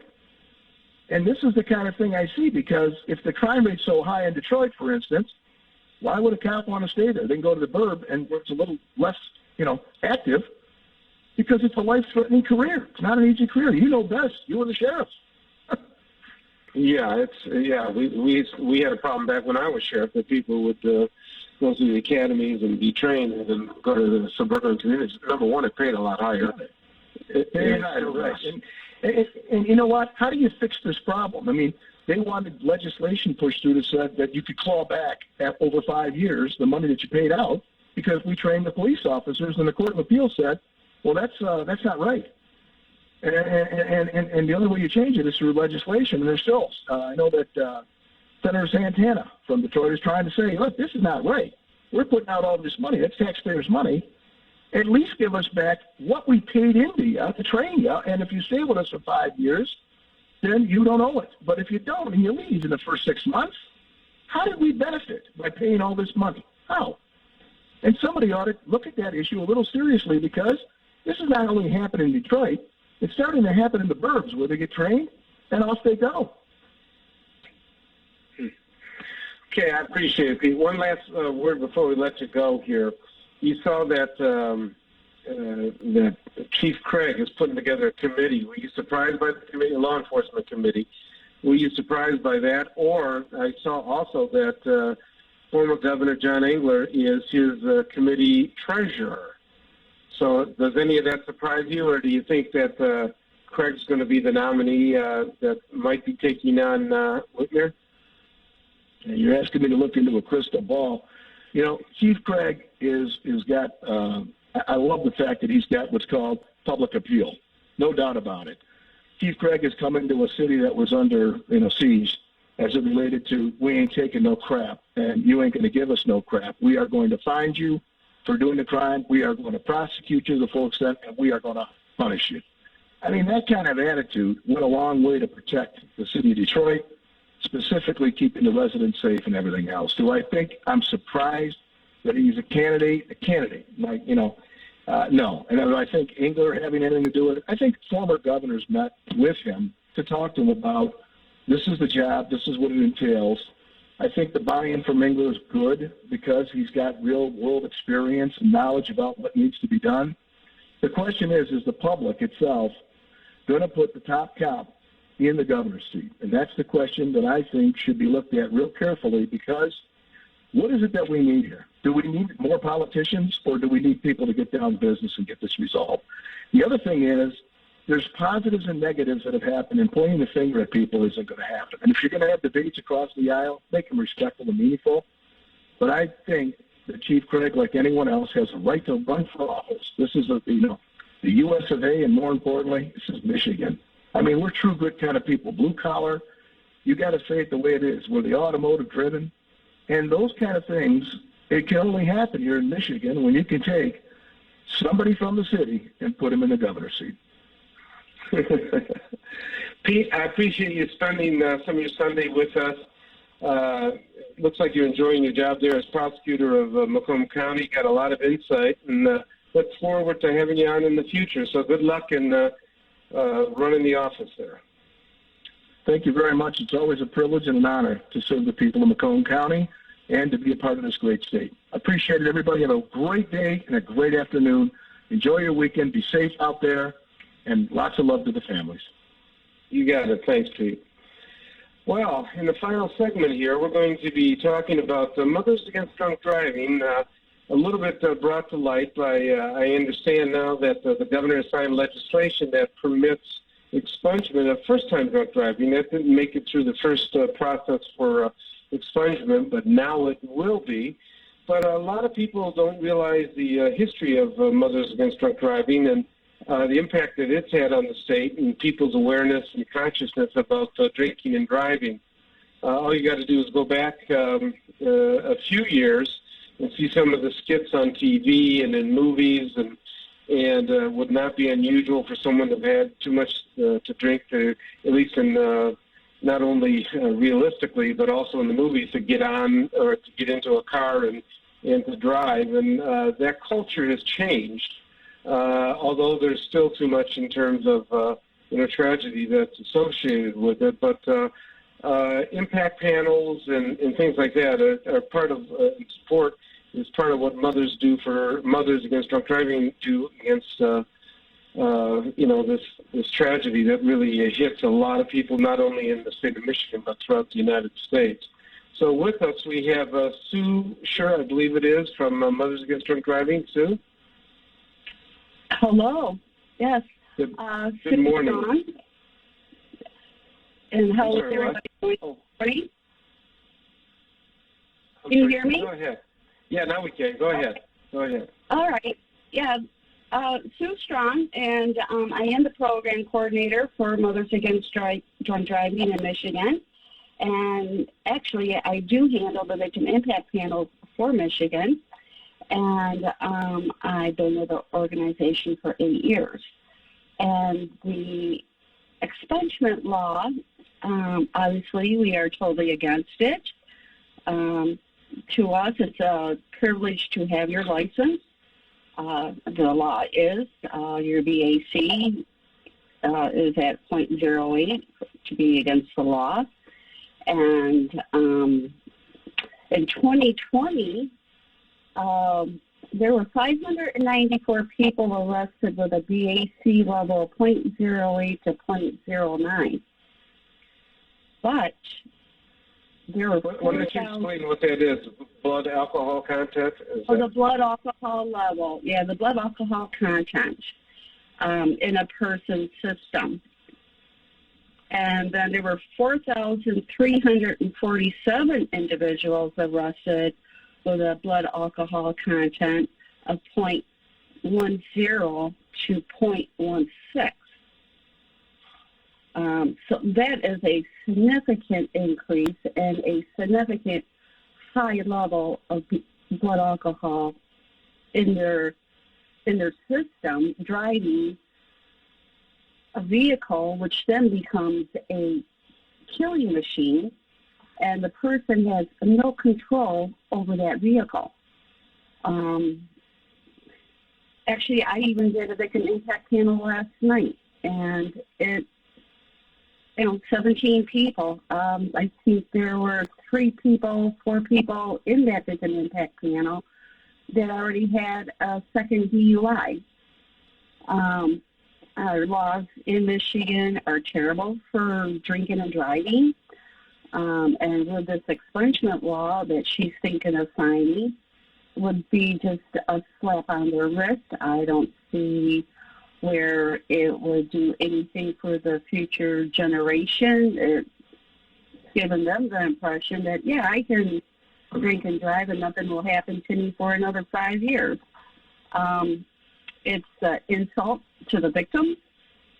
And yesterday we had our major fundraiser, Walk Like Mad, and to see the 19 victim teens were there. and to see their faces and crying because their loved one is no longer with us. To celebrate birthdays, holidays, special moments that the victims think of. Oh, I read this story to my child. Earlier in the year, a 6-year-old was killed in Detroit. Precious face. When I saw her face,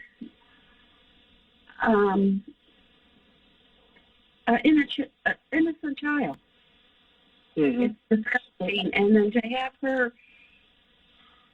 have the governor think that by signing this, she's protecting our Michigan roads, the citizens. Well, I guess I'm a little confused. Has she signed this legislation yet? The legislation that allows expungement of first-time drunk driving offenses. Did she sign it yet? No, she hasn't signed it yet. Oh, okay. So is she contemplating signing? I know it passed the legislature. They're trying to make it, I guess, consistent with the other expungement statutes. You can get a number of other offenses expunged. A lot of them have to do with marijuana. And so is this currently in front of her? It passed the legislature and is it currently in front of her? Yes, it's in front of her, yes. Yeah, she thinks it's okay to letting, drunk drivers clear their record after they're on probation for 5 years. And they complete their, I don't want to say their sentencing, once they complete, classes, educational classes, etc., then the judge will decide whether or not if they will be sentenced to their first DWI or DUI. Do you know how long she has to consider the bill? I don't. Okay. That I do not know. I know my civics lesson of how long the governor can have it before it has a Go ahead. Yeah, she's had this bill in front of her since the beginning of the year. Two other, our legislation person and our state executive director and me were in meetings with the governor's office at the beginning of the year. And we said, we recommended if the person was going to, with this law, going into effect, we would like to have the ignition interlock system put on the person's vehicle for 6 months. And they would have to prove that they had this device on their vehicle. And they shot that down. So obviously we were not very happy about that. And statistics show that a person will drive 70 to 80 times before they are caught the first time for drinking and driving. Well, I know MAD provides a lot of, I'm sorry, go ahead. I know MAD provides a lot of services. People recognize it, as an organization. Tell us what type of services you provide in support for victims who lost a loved one or had someone that has been harmed by drunk driving. Okay, you were kind of hard to hear. I'm sorry. I'm sorry. What kind of services does MAD provide for victims of drunk driving? Yeah.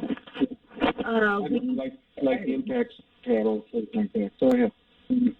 Well, our victim services section, they provide materials, emotional support. We can provide attorney information. We go to court with the victims.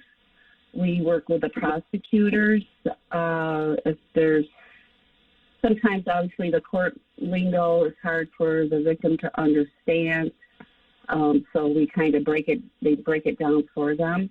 They also, since it's so emotional for the victims, they can't read their victim impact panel or their victim impact statement. So the victim services specialist will read that for them in court. And sometimes it's so emotional for the victim they can't even go to court. So the victim service specialist will go to court for them as well. It's just excruciating pain for them to deal with, and their emotions are so like a roller coaster. So we are there to help them with that. Because, it was an innocent life. The person was healthy. They did not have an illness to where they were expected to pass away. They weren't up in age where you expect an older person to pass away. These lives are taken at a blink of an eye. And it's terrible. Mm-hmm. So what do you anticipate the governor's going to do on this legislation? Have you had any indication? No, we have not had any indication whatsoever.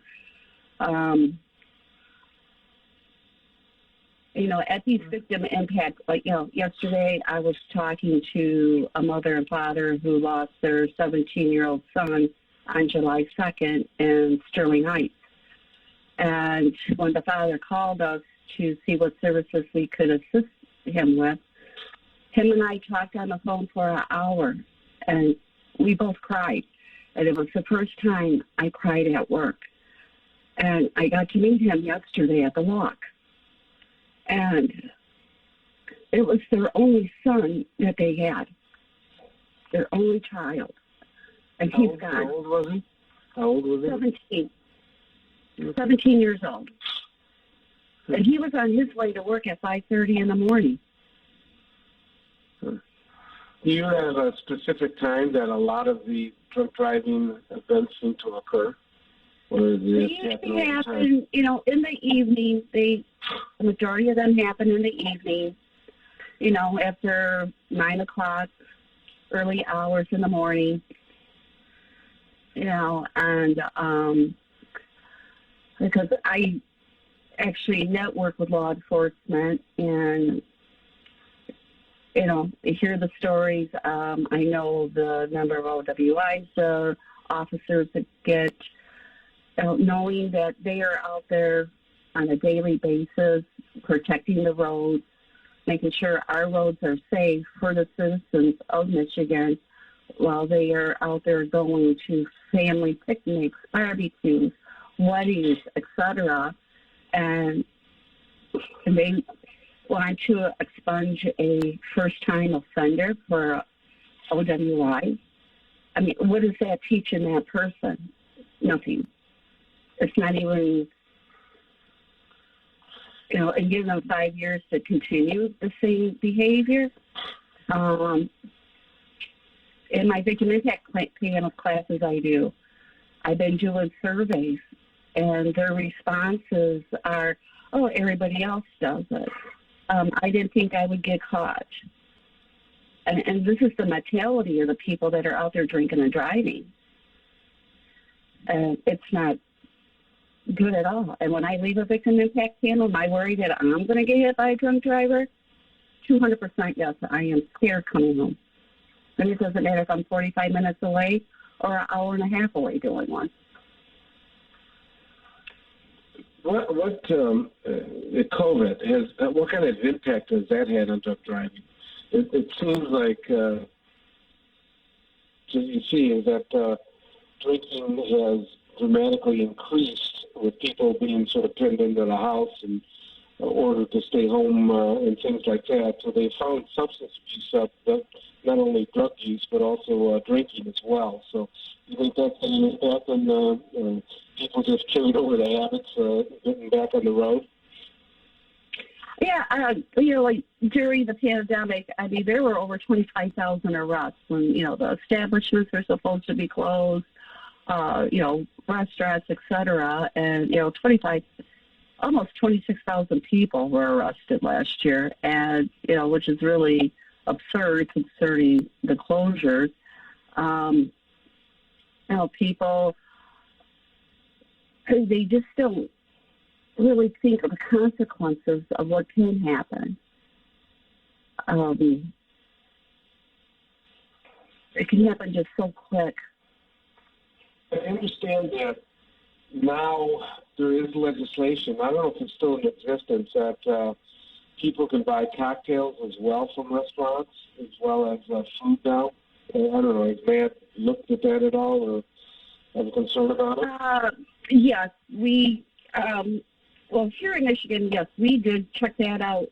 And what it is, allegedly, when they are buying liquor curbside, etc., the way the establishments prepare it, it is like sealed and everything, and obviously the liquor needs to be in the back seat, cannot be in the front. So there's no way they would be able to tamper with that. They're not supposed to. I would think they would not tamper with it, until they get to their designated area to have that cocktail. Obviously, we don't like it.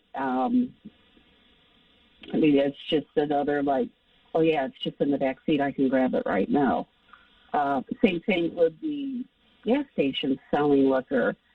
I witnessed probably a year ago, about 2 years ago, people going in, but getting their gas, leaving with alcohol, and of course they popped it open. Right there at the gas station, beer in the hand, and off they drove. I think in Michigan now that a gasoline station is entitled by law to sell beer and wine. It gets more contentious trying to sell spirits, hard liquor at this point. But I believe the state of Michigan permits, or they passed a regulation with the Liquor Control Commission that permits just about every gas station an ability to sell beer and wine at this point. Is that correct? As far as now, yes. Yeah, that's part of it. Well, before we let you go here, is there anything in particular you want the listeners to about this truck driving? I know it's been around for a very long time. And I know that it is something that has changed even some of the verbiage that we use now. Designated driver, things like that. If you were to ask people 20 years ago, they never would have known what that was about or what that meant. And so it's had an impact on the community and what people say or do about drunk driving with it. But any final thoughts you want to leave with listeners before we let you go for the day? Well, I know Governor Whitmer always says she wants to keep the Michiganders safe, and I hope she continues to do that by not signing the expungement law in. Okay. Sue, how long have you been executive director of MAN? Well, I'm the program coordinator, and 8 years. Okay. All right. Were you active in MAN before you got that position? No, I wasn't. I had another job for many years and went to MAD. Okay. Well, we appreciate you. Oh, go ahead. No, go ahead. No, well, I was just going to say we appreciate you coming on and appreciate you, telling us some of the positions and programs that MAD has been able to implement through the years. I'm very familiar with him, the former sheriff. I know that he worked with MAD quite a bit on a lot of different programs. And Police Commissioner Willie Burton also has, I think, helped on some of the victim impact panels and things like that. So there's a history that goes back and forth with it. So wish you luck in the future, and we'll see what happens with that legislation. Yep, we will see. Well, thank you for having me on. I appreciate it. Okay, take care. Well, we got a few minutes. Thank you. Well, we have a few minutes left here. Just some final thoughts on, what the president's going to talk about this afternoon with, in regard to Afghanistan. I know we only got a few minutes left, but do you think he can salvage this at all? And Scotty, we'll start with you. Well, I think the main thing he has to focus on now, if it's not going to look like an absolute disaster that it already is, but not look much worse, is he needs to make sure that as many of the people that helped out the United States and American citizens and political refugees, in the sense of the fact that women are now an oppressed group in that country, that those people who want to get over here to safety or to a intermediate point, like I understand some of our territories have been used for safety, that's got to be his priority. And if that operation is successful, perhaps it'll at least mitigate some of the harm done to his reputation by this fiasco. But it's going to be an uphill battle. Tom, do you think this is really recoverable? I think that Scotty has a very good, viewpoint on it, and I think that is the truth. President Biden still has an opportunity to try to salvage the situation as best possible. And also, he has been very transparent. Like you said, he's been going to the media and addressing the nation several times so far since the withdrawal and the Taliban takeover. So I think that will help him in the long run. And a final minute here, switching back to Michigan, do you think crime is going to be a big issue coming in 2022 here in the state of Michigan? Tom, I guess we can loop back to you here for a minute. Go ahead. Yeah, I think so, especially if James Craig is the Republican nominee. I think that crime rates will be an issue, and I think that it's going to be a sword that cuts both ways. I think that the Whitmer administration goes after James Craig for, the Whitmer campaign goes after James Craig for high rates of violent crime in the city of Detroit. And I think that then, James Craig goes after Whitmer for just an overall rise in violent crime. Scotty, what do you think? You think it's going to be a big issue? I think crime's a big issue already. I mean, in Detroit, we have elections happening in Detroit, and I see crime being an issue as it always is. Not in a generic sense, but you've got a lot of victims that are going to be stepping up and, making comments about this story. Okay, well, and I know Commissioner Burton has always probably his mind as being a police commissioner. I want to thank everybody here listening to 910 AM the Superstation. My name is Robert Ficano. We're going to be back with you again next week from 8 to 10 here on 910. Have a great Sunday. I also want to thank our board operator. Motivation, someone that you can go to and vent your frustrations. We always talk about our peeps, how we be everywhere. Get a computer for only $200. Call All About Technology now. And if the laptop or desktop you already have isn't working, get it fixed today. Call 313-218-4888. That's 313-218-4888. We're all about technology. 910 AM Superstation has the greatest advertising deal ever with our Godfather package. 200 spots for $500 with a must-air within 30-day policy. That is only $2.50 per spot, and we will even produce the spots free. That's right, free.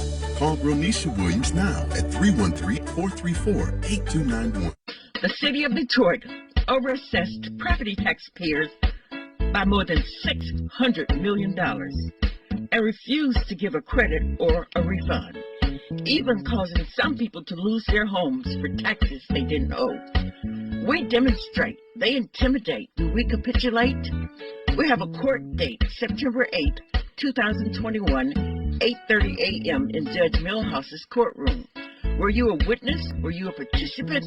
Call 313-874-2792. My name is Agnes Hitchcock, and I approve this message. Thank you. Are you looking for a great deal on TV advertising? Are you searching for an avenue to get your business name out to the public? With WADL TV 38, we're offering a great special with 50 commercial ads for a great price. This offer is for a 30-day ad placement and can be renewed as often as you choose. Please contact Ronisha Williams for more information.